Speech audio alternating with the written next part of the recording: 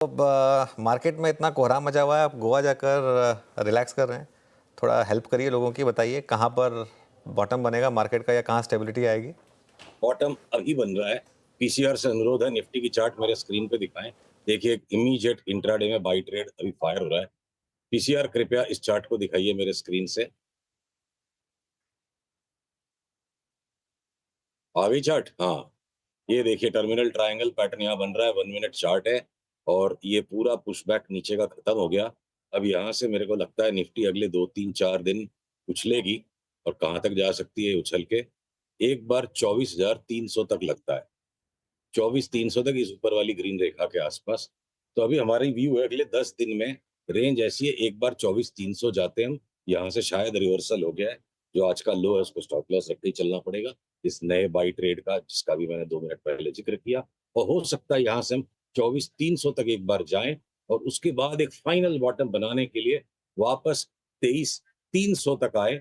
इतना हो जाता है तब हम 23,300 पर दोबारा से आकलन और इसकी समीक्षा करेंगे कि इतना अगर हो जाता है तो कॉन्फिडेंस बढ़ेगा। 23,300 से फिर हम 26,300 की यात्रा को वापस शुरू करेंगे। ओके। एक और सवाल, एक तो बैंक निफ्टी पर अब क्या व्यू बन रहा है, और आज जिस तरीके से निफ्टी आईटी कोलैप्स हुआ है इतनी स्ट्रांग रैली के बाद या मार्केट को संभालने के बाद, उस पर क्या व्यू बन रहा है?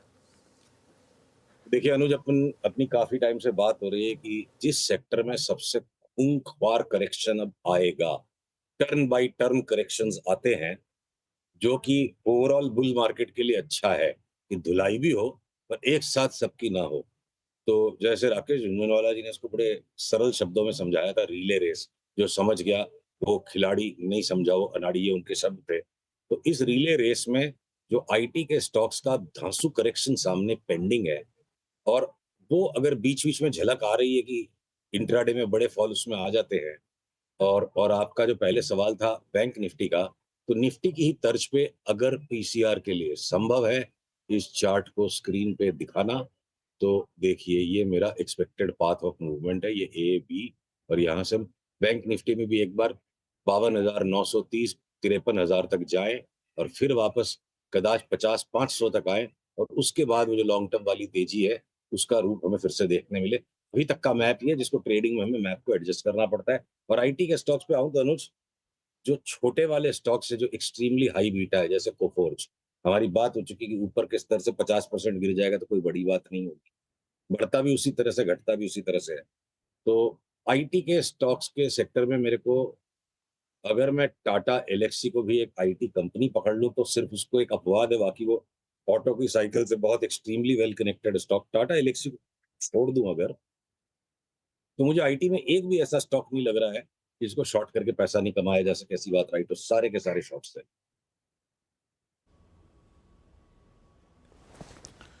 ओके, ये आईटी का जिक्र हो गया। सुशील जी, अब आते हैं एक स्पेस पे जिसने पिछले 4-5 दिन की इस टर्बुलेंस में सबसे स्ट्रॉन्ग मूव दिया है, वो है फार्मा। चाहे वो ग्लेनमार्क, सन फार्मा को देखिए आप, ल्यूपिन को देखिए आप, इप्का लैब को देखिए, एल्केम।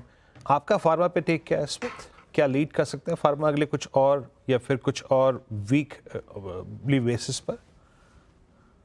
अभी तो फिलहाल भाई साहब ऐसा लग रहा है जैसे वो दिया बुझने के पहले जो आखिरी बार फड़फड़ाता है ना, तो फार्मा के स्टॉक्स उस तरह से आखिरी फड़फड़ाहट दे रहे हैं।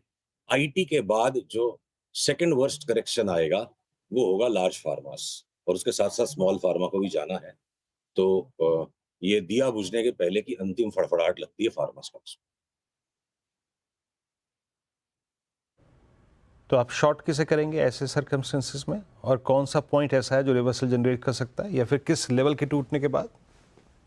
सर फार्मा के बारे में हम शॉर्ट सेल्स के ट्रेड को नेक्स्ट वीक आपके साथ आइडेंटिफाई करेंगे। अभी अंतिम फड़फड़ाहट को पूरा होने दीजिए। शॉर्ट का जब पॉइंट आएगा तब देखेंगे। महाकवि कालिदास की तरह मैं पूरा काव्य पहले से रचने की हिमाकत नहीं कर पाऊंगा, साधारण मनुष्य हूँ। और इस वक्त हमारा फोकस है कि आईटी के स्टॉक्स को हम शॉर्ट लें। फार्मा को सो नेक्स्ट वीक देखेंगे, अंतिम फड़फड़ाहट को पूरा होने दीजिए पहले। ठीक है, नेक्स्ट वीक फार्मा के स्टॉक्स पे बात करेंगे। आपके स्टॉक आइडियाज़ क्या होंगे, लॉन्ग या शॉर्ट इस मार्केट में? लिस्ट वही की वही अनुज, थोड़ा बहुत आगे पीछे एडजस्टमेंट करना पड़ता है। मैं सारांश में सारी बातों को फिर से एक बार समेट दूं। तीनों बजाज के स्टॉक्स, बजाज फाइनेंस, फिनसर्व और बजाज ऑटो, निफ्टी की 2-3 हजार पॉइंट की रैली के लिए 20% रिबाउंड के लिए ठीक है। उससे ज्यादा बड़ा बुल मार्केट में सोचना गुनाह हो जाएगा। ये सारे के सारे लॉन्ग टर्म बेयर मार्केट में आ चुके हैं। एंट्री में एक बार 20% का उछाल है जो निफ्टी को ऊपर ले जाएगा। एफएमसीजी के ए टू जेड स्टॉक्स बाई हैं। आईटी फार्मा में हम एक एक करके सेल करेंगे। मेटल्स बिल्कुल चारों तरफ घूम रहे हैं तो उनको हम अवॉइड करेंगे, कोई थीम नहीं है मेटल्स में। लार्ज कैप्स में रिलायंस मेरे को लगता है मार्केट को सामने से लीड करेगा। ऑटोस के अंदर में हमारी प्रेफर्ड बेट है टाटा मोटर्स, जिसमें 50% तक की ऊपर जगह दिखती है। पहले 30% बढ़े, फिर उसको रिवाइज करके 50 करेंगे। रीबाउंड अगर आता है मार्केट का तो इवन मारुति उसको सपोर्ट कर सकती है, उससे ज्यादा की जगह मुझे नहीं दिखती है। हीरो मोटोकॉर्प भी वैसे उसको सपोर्ट कर सकता है। एफएमसीजी के स्टॉक्स में अनुज, जो स्टॉक पे मैं हमेशा संदेहास्पद सा रहता हूँ क्योंकि उसकी चार्ट में कोई लॉन्ग टर्म ट्रेंड नहीं है, पर बीच बीच में बड़े मूवमेंट वो दे देता है 40-50% तक के। तो एफएमसीजी में मेरी प्रेफर्ड बेट फिलहाल के लिए एक रेयर केस है, डाबर होगी। और बैंक्स के अंदर अगर हम आ जाएं तो लार्ज बैंक्स में मुझे लगता है आदमी फंस जाएगा बुरी तरह। लार्ज बैंक्स में धुलाई होगी। अगर जब जब मार्केट का करेक्शन आएगा लार्ज बैंक्स बड़ा फॉल दे देंगे, और जब जब मार्केट की रिबाउंड ऊपर की तरफ चलेगी, इनमें बड़ी टेपिड मूव आएगी, तो हम छोटे वाले बैंक्स में, जैसे कि आरबीएल बैंक हो गया, इसमें मतलब ट्रक भर के माल लेने में कोई संकोच अब नहीं लगता है। इसका बहुत स्ट्रॉन्ग अप ट्रेंड अब खुलने लग गया है।